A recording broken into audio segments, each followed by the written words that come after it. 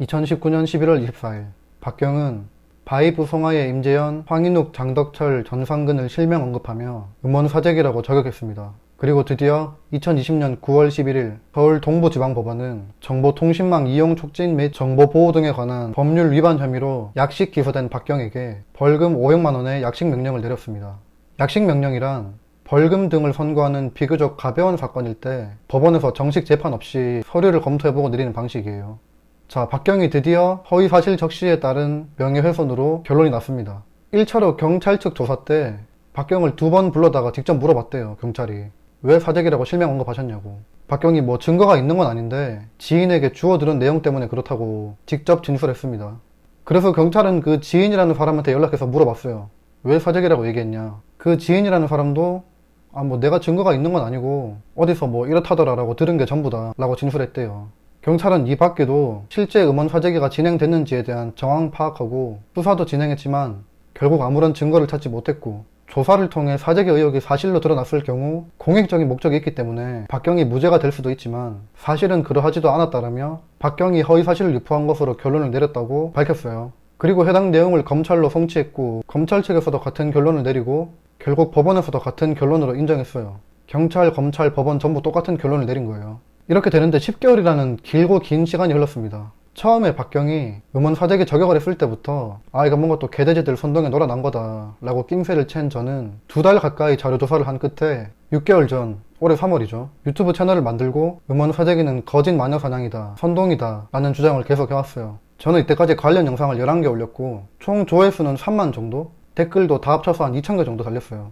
보통 영상의 좋아요 싫어요 비율은 좋아요 20, 싫어요 100 정도고 전체 댓글의 한 90%, 95%는 욕이었어요.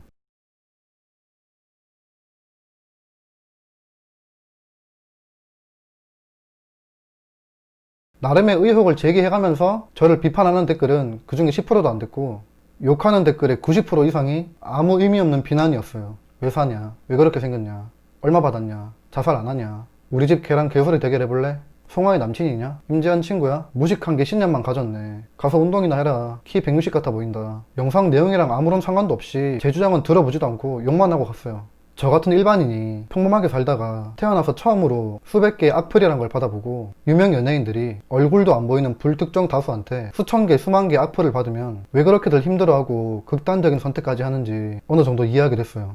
처음 그것들을 볼 때는 막 가슴이 답답하고 숨이 턱 막혀서 숨이 잘 안 쉬어져요, 진짜로. 지금은 뭐 워낙 많이 받아서 익숙하죠. 그리고 또 이해하게 됐어요. 대한민국 국민들의 대다수는 이성보다 감성이 앞서고 진실은 알아보려 하지 않고 알아보기도 귀찮아하며 선동에 취약한 사람들이라는 걸 알게 됐어요. 잘 나가는 누군가를 까내리고 추락하는 걸 보면서 악플을 달고 거기서 희열을 느끼는 사람들이 많다는 걸 알게 됐어요. 이 마녀 사냥이라는 게 400년 전에 유럽에서 행해진 미개한 해프닝이었던 게 아니라 현대사회의 대한민국에서도 버젓이 존재한다는 걸 알게 됐어요. 박경의 음원 사재기 저격 이후 각종 유튜브 채널들, 시사 보도 프로그램, 언론사와 기자들은 박경이라는 유명인을 등에 업고 사재기가 맞는 걸로 보인다는 선동, 몰아가기에 더 힘을 실어줬고, 실제로는 사재기랑 전혀 관련 없는 가수들도 마찬가지인 자료를 가져와서 마치 사재기 의심 가수들만 이런 현상이 발생하는 것처럼 교묘하게 몰아갔어요. 뭐 대표적으로 한 가지만 예를 들어보면 50대 이상 인기 차트에서 닐로가 1위를 하는 게 말이 되냐, 이런 의혹이죠. 사실 전체 차트에서 1위 하면 50대 이상 차트에서도 1위 하는 일이 아주 흔했고, 아이유, 블랙핑크, 로꼬, 화사, 멜로망스, 창모, 다비치, 강다니엘 등 이런 가수들도 전부 50대 이상 차트에서 1위 해본 자료도 있지만 사람들은 전혀 찾아보거나 알아보려고 하지도 않고 맞네,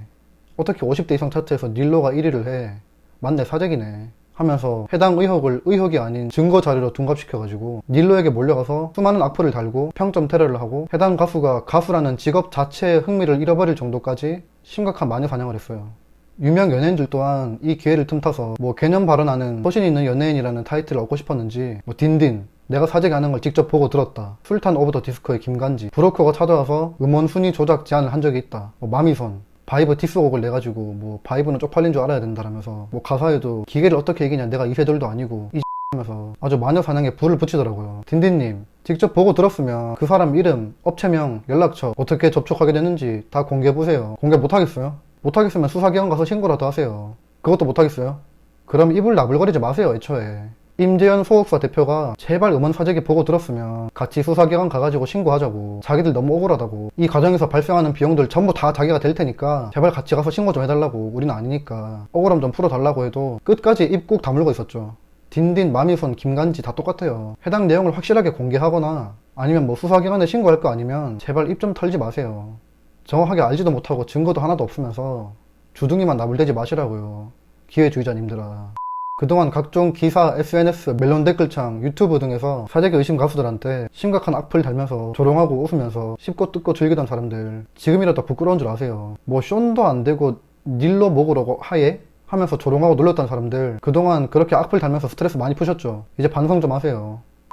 근데 사실 이렇게 경찰, 검찰, 법원에서 모든 조사를 끝내고 결론적으로 박경희 허위사실 유포 명예훼손이다, 사재기 의심 가수들이 마녀 사냥을 당한 거다 라고 결론이 나와도 사람들은 이제 이 내용에 관심 자체를 별로 안 가질 거고 화제가 되지도 않을 거예요. 저는 대한민국 개돼지들 감성을 잘 알아요. 이런 팩트에는 별로 관심이 없어요. 진실은 불편하고 재미가 없거든요. 그리고 아직까지 정신 못 차린 진짜 뼛속까지 선동당한 멍청한 개돼지들은 뭐 경찰 조사를 못 믿겠니 어쩌니 하면서 혼자 끝까지 사재기라고 믿겠죠. 특히나 이 유튜브 세계라는 곳은 진실을 알아보려고 하고 여러 자료를 기반으로 팩트 폭행하는 건 아무런 의미도 없고 사람들 보지도 않고 재미도 없을 거고 뭐 이런 영상은 별로 퍼지지도 않을 거예요. 정말 안타깝지만 현실이 이래요.